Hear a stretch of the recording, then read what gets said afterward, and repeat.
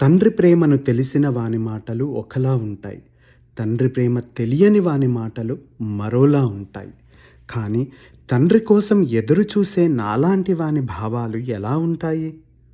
మనం కలిసి ఉంటే బహుశా నాన్న అనే పదం కొన్ని లక్షల సార్లు మిమ్మల్ని పిలిచి ఉండేవాడిని. కానీ నాకు ఊహ తెలిసిన తర్వాత మొదటిసారిగా మిమ్మల్ని నాన్న అని సంబోధిస్తూ మొదలు పెడుతున్నాను. అనాలోచితంగా కానీ అప్రమేయంగా కానీ మీరు గుర్తుకు వస్తే నా రుధిరం ఎర్రబడుతుంది.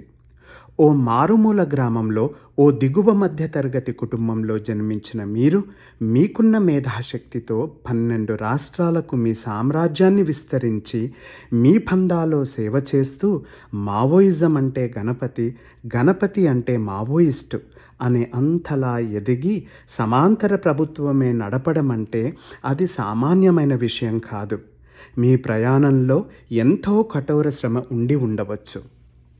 నానా, నా చిన్నతనం నుంచే మిమ్మల్ని చూడాలని, మీతో గడపాలని, నా కష్టసుఖాలు మీతో పంచుకోవాలని, మీ అండలో ఎదగాలని ఉండేది. మీకోసం నా మనసు పడే ఆరాటం, నాలో ఉండే నా ఆవేదనతో నా కన్నులు ఎన్ని దిక్కులు చూసినా మీరు కనపడరు. నా హృదయఘోష మీకు వినపడదు. ప్రతి కుటుంబపు చిరునవ్వు వెనక కనబడని ఒక గొప్ప మనసున్న తండ్రి కష్టం దాగి ఉంటుందని పెరిగే కొద్దీ అర్థమైంది. ఆ విషయంలో నాకు తండ్రి లేని లోటును తెలియకుండా అన్నీ తానే పెంచింది నన్ను కన్నతల్లి. అమ్మా, నీకు వందనం. నానా, మీ వివాహం తర్వాత అమ్మతో మీరు గడిపిన మధుర క్షణాలను అప్పుడప్పుడు తన గుండె చప్పుడుగా నాతో పంచుకునేది.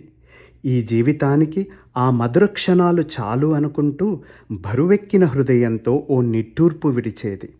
మన బంధువులు కూడా మీరు మనసున్న మనిషిని, మితభాషి అని, అమ్మతో అన్యోన్యంగా ఉండేవారని అంటూ ఉంటారు. మీరు తీసుకున్న నిర్ణయం మీ ఇద్దరి జీవితాలను జీవిత కాలానికి ఎడబాటు చేసింది.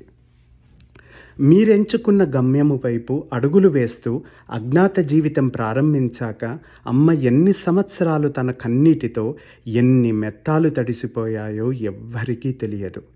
ఏ బట్ట కట్టిందో, ఏ తిండి తిన్నదో కూడా ఎవ్వరికీ తెలియదు.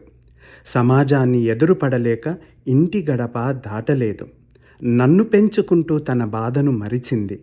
నాకు తెలిసి అమ్మ పుట్టినప్పటి నుంచి ఏ సుఖమూ అనుభవించలేదు.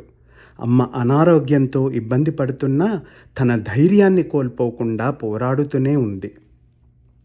నాన్న, మీరు ఎంచుకున్న సిద్ధాంతాన్ని ప్రశ్నించడం లేదు. మంచో చెడో మీరు తీసుకున్న నిర్ణయానికి కట్టుబడి దీర్ఘకాలిక పోరాటం చేయడం అంటే అది ఆత్మార్పణే. విప్లవం అంటే కష్ట నష్టాలతో కూడుకున్న దారి, ఎన్నో త్యాగాలు, ఎంతోమంది యోధుల వీరమరణాలు. ఎందరో తమ తల్లిదండ్రులను, తమ కుటుంబాన్ని వదిలి ప్రజలను చైతన్యవంతులుగా చేస్తూ, ప్రజల కోసం పోరాటం చేస్తూ ప్రజల గుండెల్లో నిలిచిపోయారంటే అది అసామాన్యమే. ఒకప్పటి పరిస్థితులతో పోల్చితే ఇప్పటి పరిస్థితులకు చాలా మార్పే ఉంది. సమాజ అంతర్గతంగా సమస్యలు చాలానే ఉండవచ్చు. కానీ నేటి తరం ఎంతో అవగాహనతో ఉంటూ సామాజిక మార్పులకు అనుగుణంగా ప్రపంచంతో అనుసంధానమై ఉంటున్నారు.